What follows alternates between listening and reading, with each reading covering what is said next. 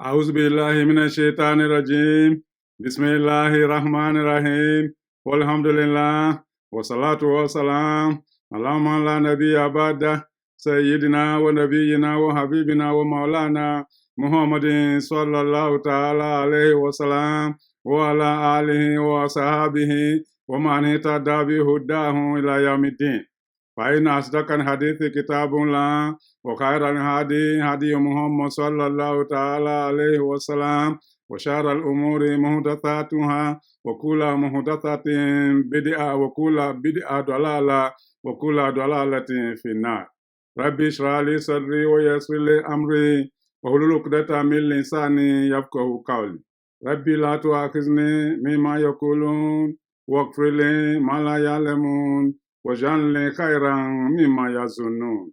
Amma ba'd. My dear brothers and sisters in Islam, Assalamu alaikum wa rahmatullahi ta'ala wa barakatuh. Welcome one more time to the House of Dua, the channel from which you learn about Allah subhanahu wa ta'ala, about His creation, about His message, about His messenger, and of course about His chosen religion known as Al-Islam. The channel from which you learn how to live and be happy in the world we live today, and how to return back to Allah subhanahu wa ta'ala for greater happiness and success on the day of accountability. My dear brothers, my dear sisters, today we are coming to you with an issue that is very exciting.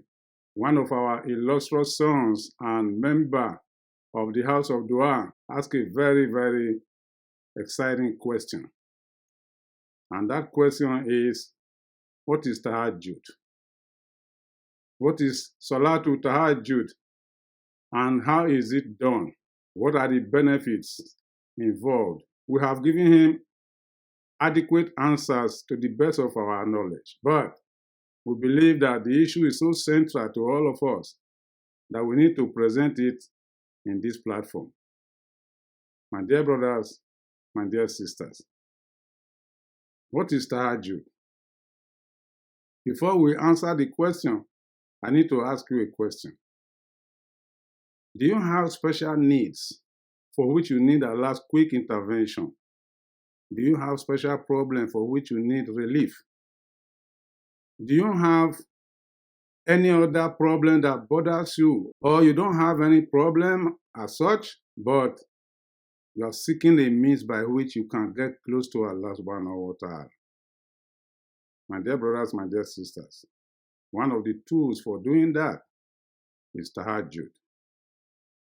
Have you ever gone out of your way to ask an alim, an Islamic scholar, or an imam, or a sheikh to help you supplicate to Allah subhanahu wa ta'ala over your difficulties?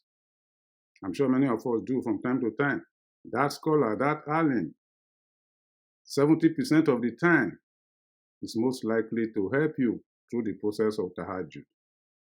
That's how important it is, my dear brothers and sisters in Islam, as a tool for seeking quick solutions to our problems, for getting close to Allah subhanahu wa ta'ala, a tool for engaging in high communion, conversation in submission to Allah subhanahu wa ta'ala. Tahajjud is a very, very important tool for the believer.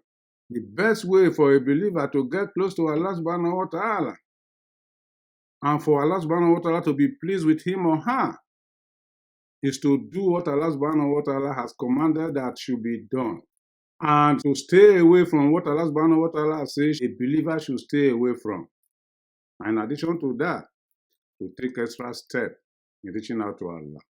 In the hadith narrated by Abu Hurairah radiallahu anhu, the Prophet sallallahu ta'ala alayhi wa sallam stated that Allah subhanahu wa ta'ala told him, which means this is hadith Qudsi, that a slave of Allah gets close to Allah by doing that which Allah subhanahu wa ta'ala has ordered him or her to do. And when a slave of Allah continues to do that, and in addition to that takes an extra step to reach out to Allah subhanahu wa ta'ala, Allah subhanahu wa ta'ala will get to love that slave. And when he loves that slave, he will be the eyes with which the slaves can see, the ears with which he can hear, the hand with which he can grasp, and the feet with which he can walk.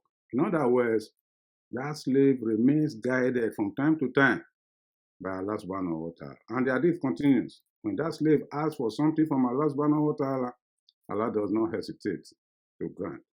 And when there is any enemy of that slave threatening that slave, Allah will protect that slave against his enemy, and in fact, fight on behalf of that slave against the enemy. My dear brothers and dear sisters, one of the extra steps in this regard is Tahajjud. Are you regular in doing Tahajjud from time to time? In our everyday parlance, Tahajjud means night vigil, wake keeping. Waking up at night to reach out to your Creator. Waking up at night to surrender yourself, to communicate and commune with your Creator, to consult with Him, to glorify Him, and to ask from Him that which is of importance to you. And technically speaking, Tahajjud means diligence. Diligence in terms of your ability to reach out to Allah subhanahu wa ta'ala.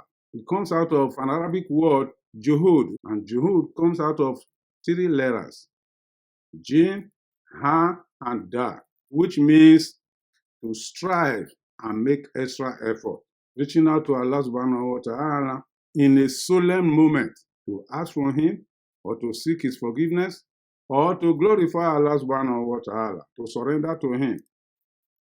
My dear brothers, my dear sisters, Tahajjud was regularly undertaken by the Holy Prophet Muhammad sallallahu ta'ala alayhi wa sallam. To that extent, therefore, we will say it is sunnah. But the Prophet did not make it obligatory upon us. He did not even make it a wajib upon us. To that extent, therefore, it is considered by most scholars as a mustahab, as a highly desirable activity for a believer. So, if you don't do Tahajjud, therefore, you have not committed any sin. But if you do it or regularly do it, then of course, you enhance your position in terms of your relationship with Allah subhanahu wa ta'ala. My dear brothers, my dear sisters, as I said, the Prophet regularly did Tahajjud. Ibn Hajar, rahmatullahi alayhi, confirmed that the Prophet sallallahu ta'ala alayhi wa sallam did not make Tahajjud obligatory, but then he himself regularly did it. And whenever the Prophet was confronted with more than one option, he goes for that which is easier to attain. My dear brothers, my dear sisters, if the Prophet found time to do Tahajjud regularly, don't you think it's a duty that all of us should strive to accomplish? Especially bearing in mind the virtues of it, the reward we find in it, and the solution it provides us for our daily living. That's why it's highly recommended in Islam for us to do Tahajjud. Another name for Tahajjud is Qiyamul Layl. Even though Qiyamul Layl is mostly associated with fasting in the month of Ramadan, Salatul Tarawih is an example of Qiyamul Layl. But then, Tahajjud is also known as Qiyamul Layl, that is night vigil. It's also known as Salatul Layl, that is the Salah of the night. Tahajjud, the value of it cannot be overemphasized. So, if you have any special need you want to put across to Allah, go ahead to do Tahajjud. Or you don't have any special need, but you just want to attain closeness to Allah subhanahu wa ta'ala as a true abd of Allah, a true slave of Allah, then you need to do Tahajjud from time to time. And if you do Tahajjud for a specific need that you need Allah to grant for you, and you don't get that need granted, then you definitely will need to audit your own lifestyle. You need to check your source of income, how pure it is. You need to check your character, how pure it is. You need to check your adherence to the obligatory responsibilities assigned to you by Allah subhanahu wa ta'ala, your daily obligatory duties, your salat, your zakah, your fasting, your kalma shahada, your hajj. And indeed, how frequently do you engage in doing good deeds? You need to check on your relationship with other creatures of Allah subhanahu wa ta'ala. And you also need to make sure that you are not an unrepentant sinner. Yes, tahajjud is important as a tool for us to reach out to Allah. You are calling on Allah through tahajjud, but you have not even discharged your obligatory responsibility you owe to Allah subhanahu wa ta'ala. How fair is that? How do you expect Allah subhanahu wa ta'ala to respond to your needs in that kind of situation? That's why, as I said, according to the hadith narrated by Abu Hurairah, the Prophet made it clear the best way a slave of Allah can get close to Allah is by first of all discharging the duties assigned to him by Allah subhanahu wa ta'ala and staying away from what Allah has prohibited. Then before you start talking of extra steps, such as doing tahajjud, there are several revelations in the Quran about the need for us to do tahajjud, about the virtue of tahajjud. In Surah As-Sajdah, chapter 32 of the Holy Quran, Allah subhanahu wa ta'ala says, إِنَّمَا يُؤْمِنُ بِآيَاتِنَا الَّذِينَ إِذَا ذُكِّرُوا بِهَا خَرُّوا سُجَّدًا وَسَبَّحُوا بِحَمْدِ رَبِّهِمْ وَهُمْ لَا يَسْتَكْبِرُونَ تَتَجَافَى جُنُوبُهُمْ عَنِ الْمَضَاجِعِ يدعون ربهم خوفا وطمعا ومما رزقناهم ينفقون. The true believers in Allah are those when the signs of Allah are rehearsed to them, they fall down prostrate in humility and they call on Allah. They glorify Allah and they thank Allah subhanahu wa ta'ala. They don't show arrogance. They humble themselves before Allah. And another quality of those who are true believers is that they are the ones who, at the depth of the night, while others are sleeping, they wake up, purify themselves, reach out to Allah subhanahu wa ta'ala, calling on Allah, hoping that Allah subhanahu wa ta'ala will respond to their needs. And the little they have, they also spend it according to the rules established by Allah subhanahu wa ta'ala. In Surah Al-Isra, which is chapter 17 of the Quran, Allah subhanahu wa ta'ala says, وَمِنَ اللَّيْلِ فَتَهَجَّدْ بِهِ نَافِلَةً لَكَ عَسَىٰ أَن يَبْعَثَكَ رَبُّكَ مَقَامًا مَحْمُودًا. In Surah Al-Muzammil, Allah subhanahu wa ta'ala says, Ya ayyuhal muzammil, qum al-layla illa qalilan nisfahu aw inqus minhu qalilan aw zid alayhi wa rattilil qur'ana tartila. Inna sanulqi alayka qawlan thaqila. Inna nashi'ata al-layli hiya ashaddu wat'an wa aqwamu qila. Inna laka fin nahari sabhan tawila. واذكر اسم ربك وتبتل إليه تبتيلا رب المشرق والمغرب لا إله إلا هو فاتخذه وكيلا. And in Surah Al-Insan, Allah subhanahu wa ta'ala says, وَمِنَ اللَّيْلِ فَاسْجُدْ لَهُ وَسَبِّحْهُ لَيْلًا طَوِيلًا. All these verses, the common thread among them is a commandment for us to do tahajjud, with the exception of the first verses of Surah Al-Muzammil. Yes, from there we can learn the activities expected of us when we are doing tahajjud. But then those verses had to do with the initial revelations commanding the believers to start worshiping Allah. And because the emphasis there was on night, at the time of those revelations, the Prophet and the Sahabas were worshiping only at night. They did so for several years until he ascended the heaven known as Al-Isra wal-Miraj, where the 5 daily salawat were given to him and the awqat of salawat, that is the periods of the salawat, were also given to him.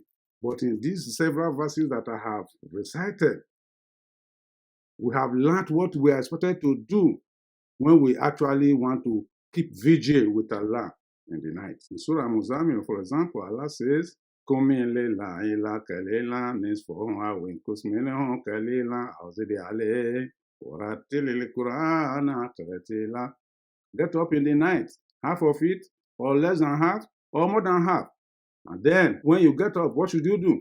Recite the Quran, which means recitation of the Quran is one of the activities expected of us to do if we want to do tahajjud. And Allah subhanahu wa ta'ala says, وَاذْكُرِ اسْمَ رَبِّكَ وَتَبَتَّلْ إِلَيْهِ تَبْتِيلًا. Remember the name of your Lord through zikr. And in Surah As-Sajdah, we also learned that Allah subhanahu wa ta'ala wants us during tahajjud يَدْعُونَ رَبَّهُمْ خَوْفًا وَطَمَعًا, to call on Allah from time to time hoping that Allah subhanahu wa ta'ala will grant you what you need, which means making dua during tahajjud is very important. And at the end of it says, what we have granted to them, they also spend it in the way of Allah. And in Surah Al-Isra, Allah subhanahu wa ta'ala says, وَتَعْجَدْ بِهِ نَفْلَةً لَكَ عَسَى يَبْعَثَكَ رَبُّكَ مَقَامًا مَحْمُودًا. Stand up and worship Allah. And as a result of that, Allah subhanahu wa ta'ala will elevate you to a higher level of life. And in Surah Al-Insan, chapter 76 of the Quran, Allah subhanahu wa ta'ala said, وَمِنَ اللَّيْلِ فَاسْجُدْ لَهُ وَسَبِّحْهُ لَيْلًا طَوِيلًا. In the night, prostrate for Allah and celebrate Allah through glorification. So which means that there are essential things we need to do when we are engaged in tahajjud. Salat is one of them. Standing, bowing, and prostrating. Zikr is one of them. Glorification of Allah subhanahu wa ta'ala. And then making dua, supplicating to Allah. Also allowed in tahajjud is to do istighfar. In the last verse of Surah Al-Muzammil, Allah subhanahu wa ta'ala says, Wastaghfirullah, Wastaghfirullah, Wastaghfirullah, inna Allah ghafurun rahim.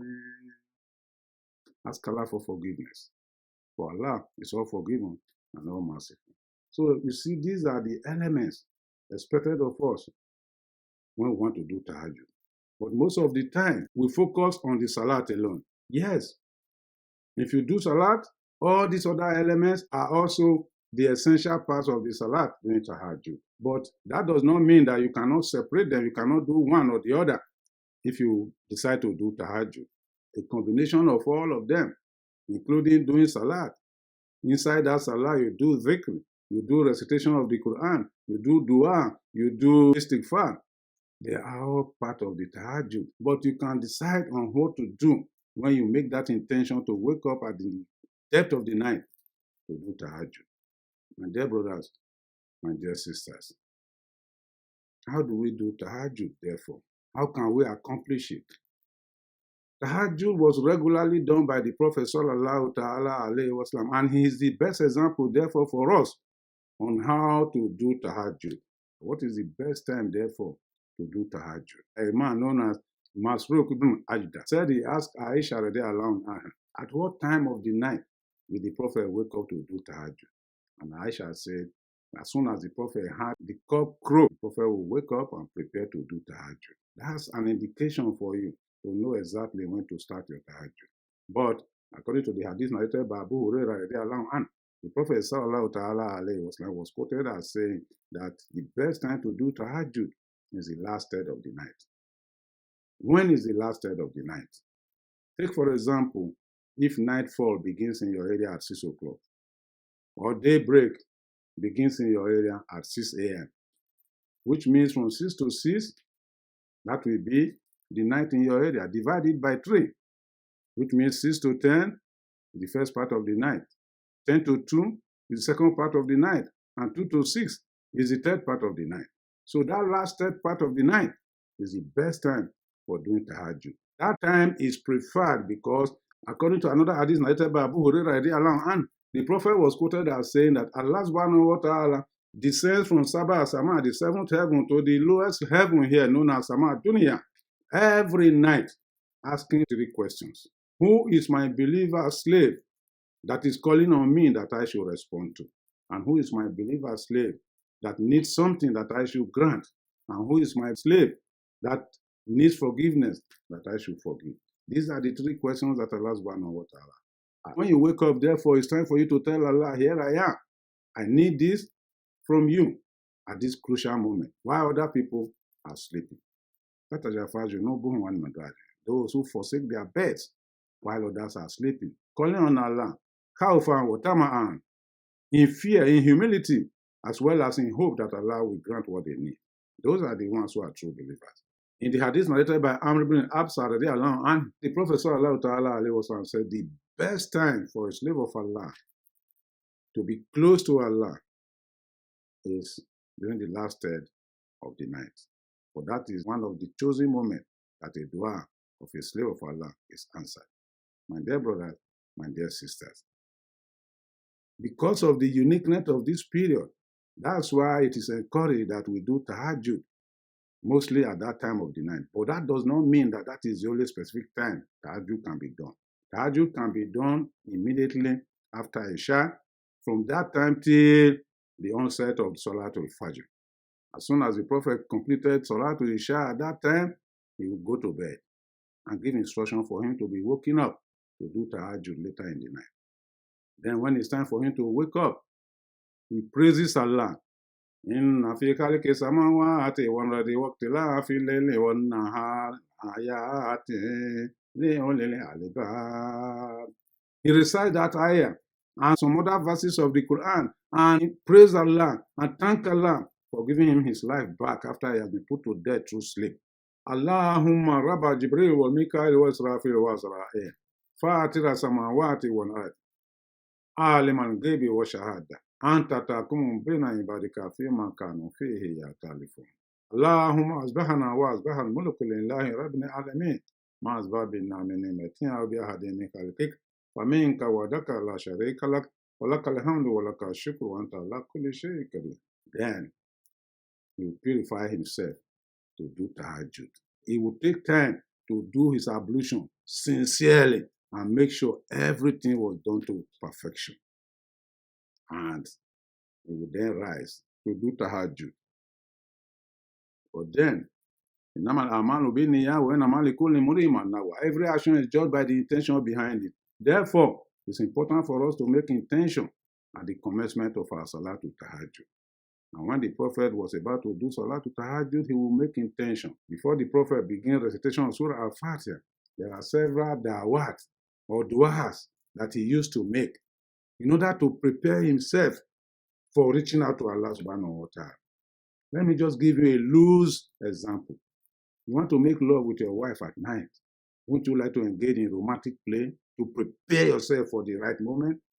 Yes, the same thing. You want to reach out to Allah subhanahu wa ta'ala. You need to first of all do some certain activities, recitations, dua that will make your mind position for reaching out to Allah through Salatul Tahajjud. So among the da'wah that the Prophet used to recite at that time are Subhanaka Allahumma wa bihamdika wa tabarakta ismuka wa ta'alit la ilaha ghairik Allahumma lakal hamd anta qayyimu samawati wal ardi wa ma fihin wa lakal hamdu lakal mulku samawati wal ardi wa ma fihin wa lakal hamdu anta nuru samawati wal ardi wa ma fihin wa lakal hamdu anta al-haqqu wa waduka al-haqqu wa qawluka al-haqqu wa liqa'uka al-haqqu wa jannatu al-haqqu wa naru al-haqqu wa nabiyyuna al-haqqu wa Muhammadin sallallahu ta'ala alayhi wa sallam haqqu wa sa'a haqqu. Allahumma laka aslamtu wa bika amantu wa alayka tawakkaltu wa ilayka anabtu wa bika asamtu wa ilayka hakamtu fa'ghfir li dhunubi ma qaddamtu wa ma akhartu wa ma asrartu wa ma alantu wa ma ta'lamu bihi minni anta al-muqaddimu wa anta al-mu'akhiru la ilaha ghayruk. Allahumma inni a'udhu bika minash shaitani rajim min hamzihi wa nafthihi wa nafthihi. Inni wajjahtu wajhiya lillazi fatara samawati wal ardi hanifan wa ma ana minal mushrikeen. Allahumma ahdini li ahsani akhlaq wa li a'mal fa innahu la yahdini li ahsaniha illa anta wasrifu anni sayyi'aha fa innahu la yasrifu anni sayyi'aha illa anta. Inna salati wa nusuki wa mahyaya wa mamati lillahi rabbil alamin la sharika lahu wa bizalika umirtu wa ana awwalul muslimin. Allahumma inni zalamtu nafsi zulman kathira wa atraftu bi dhanbi faghfir li fa innahu la yaghfiru dhunuba illa anta. Labbaik Allahumma labbaik. Labbaik wa sa'daik wa khayru kullu bi yadik. Nasiyati bi yadik subhanaka wa atubu ilayk. Allahumma ighfir li. These are some of the da'wah that the Prophet will recite first before he starts recitation of Surah Al-Fatiha and any other surah of the Quran whenever he was doing tahajjud. Taking special moment, cooling down to do so. Well paced while he is doing so. Not in a hurry. Realizing that he is in the presence of Allah subhanahu wa ta'ala and he needs the love and protection of Allah subhanahu wa ta'ala. So it's not a salah that you do in a hurry, as many of us would like to do nowadays. You are in a moment of solemn consultation with Allah subhanahu wa ta'ala. Therefore, you need to calm down to the highest level in order to receive the mercy of Allah. And when he begins his prayers, he makes sure that the surah he read were very long in some cases. In that case, he will make the activities of the salah, the bowing and prostration, very short. But in other cases, he make the bowing and prostration very long and shorten the qira'ah, that is the recitation of the surahs of the Quran. So it's a choice you have to make in that regard. My dear brothers, my dear sisters, there are reports, hadith narrated by Aisha, anha, that the Prophet was so much involved in tahajjud that in some cases his feet will be swollen. How many of us can do that? That's why it's not an obligatory responsibility upon us. If we strive as much as we can, that is enough. And the Prophet wasallam, according to the hadith narrated by Aisha anha, did not pray more than 11 rak'at during Qiyamul Layl or during Tahajjud. These rak'at, he prayed them in 4, 4, then 3. Those 3 including Salatul Watr, which is what we know as Al-Witr Salat.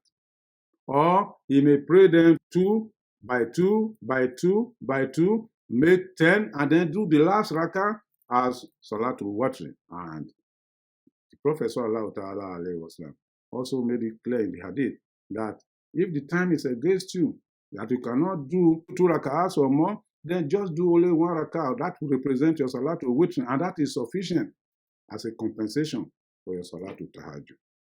My dear brothers, my dear sisters, it is a very big subject, but it's important for us to make it easy upon ourselves by doing what you think you are capable of doing. If all the da'wat I recited, you cannot recite them, just do what is important for you and what you are able to do. Alhamdulillah, Surah Al-Fatiha takes care of everything. Rabbana atina fi dunya hasana wa fil akhirati hasana wa qina azabana. It's a powerful dua that applies to every moment. That can take care of everything as well. You don't necessarily have to be able to memorize all the da'wat before you can communicate with Allah. And more importantly, you can also communicate by using your own local language. So reach out to Allah, telling Him what you want, glorifying Him, exalting Him, and submitting yourself to Him. But if you actually successfully engage yourself in tahajjud, guess what? Whatever you want, inshallah, will be provided by Allah subhanahu wa ta'ala. Unless there's something deficient in your character and in your words and in your relationship with Allah subhanahu wa ta'ala. And we ask Allah subhanahu wa ta'ala to forgive our sins. My dear brothers, my dear sisters, I cannot overemphasize the importance of tahajjud. I recommend it for myself and I recommend it for all of you. In summary, therefore, tahajjud is a deliberate process by which a slave of Allah wakes up in the night to reach out to Allah subhanahu wa ta'ala, either through worship or through recitation of the Quran or through zikr or through dua or through istighfar or a combination of all of them. And for those of you who choose to do salat as part of your tahajjud, remember, the minimum number of rak'ahs required is 2. There is no fixed number as the maximum number of rak'ahs required during tahajjud. But the Prophet did not do more than 11, according to the hadith narrated by Aisha anha. Also remember that there is no fixed time to do tahajjud during the night. It starts from the end of Salatul Isha up to the beginning of Salatul Fajr. Whichever moment is convenient for you, that's okay. But the preferred time is the last step of the night. And also remember that when you are doing Salatul Tahajjud, it is not a replacement for the obligatory salawat that Allah subhanahu wa ta'ala has assigned to all of us. And those of you who are not able to do Salatul Tahajjud or to engage in any form of vigil in the night, don't beat yourself about it, because it's not an obligatory responsibility. As I said at the beginning, it is a mustahab. Even though the Prophet performed it, he didn't make it mandatory on all of us. So carrying out your obligatory responsibilities, including your 5 daily prayers, is more important than doing Salatul Tahajjud. But Salatul Tahajjud is an effective tool for reaching out to Allah for our needs. So it's up to you what you want to do. Allah subhanahu wa ta'ala will not place a burden on any soul beyond the soul's capacity. La yukallifu Allahu nafsan illa wus'aha. We ask Allah subhanahu wa ta'ala to accept our deeds, forgive us, and make life comfortable for us in this world, take shaitan away from our lives, and take our lives far away from the shaitan. Subhanallah wa bihamdi, subhanaka Allahumma wa bihamdik, nashhadu an la ilaha illa anta nastaghfiruka wa natubu ilayk.